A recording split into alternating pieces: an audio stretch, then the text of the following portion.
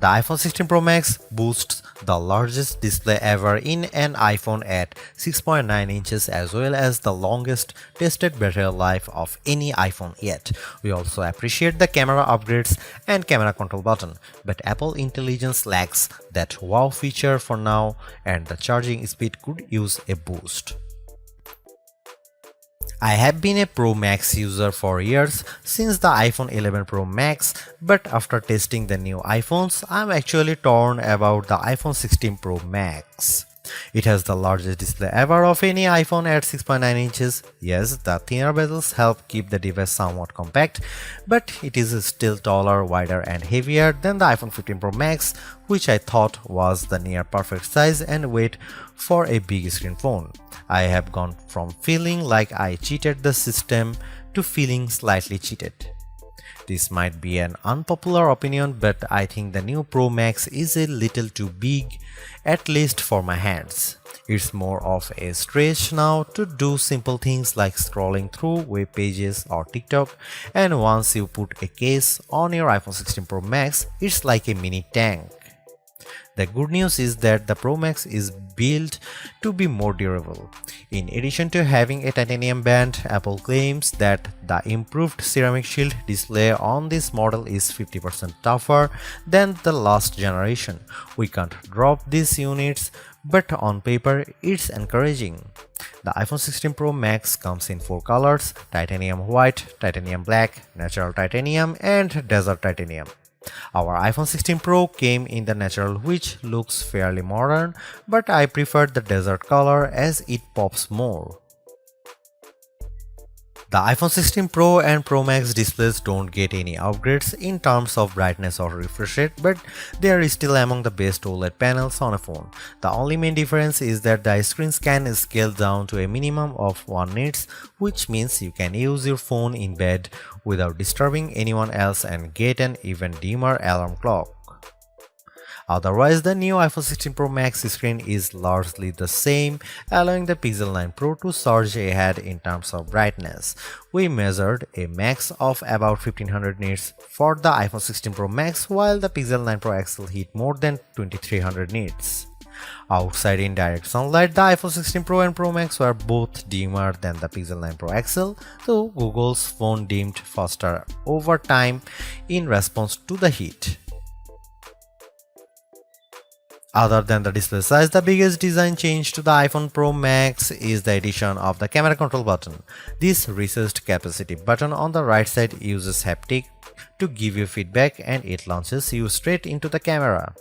No more having to fumble for the on-screen camera shortcut, and you can now use the action button for another shortcut. This thing is pretty easy to use in both portrait and landscape mode.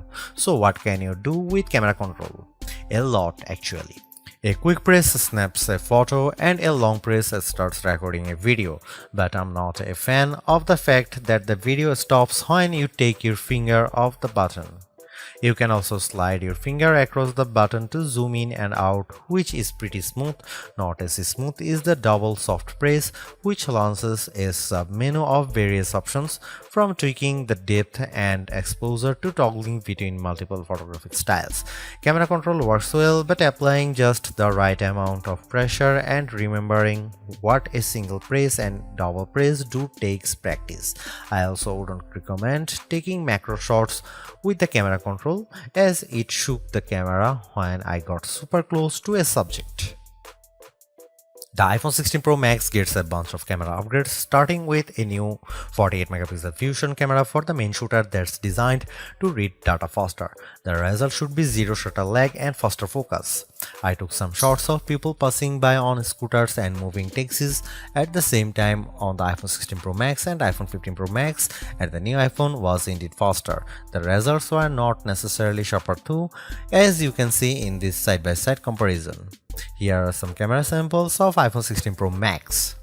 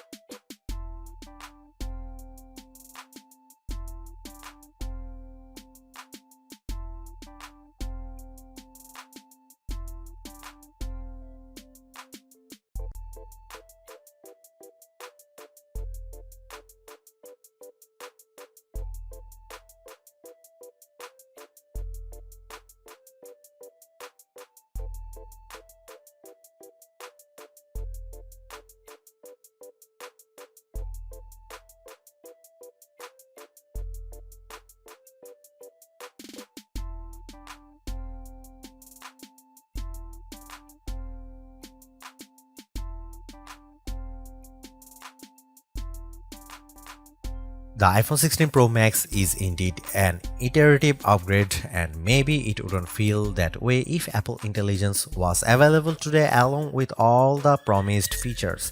Instead, it's going to trickle out over time, so I would not to be in a rush to upgrade.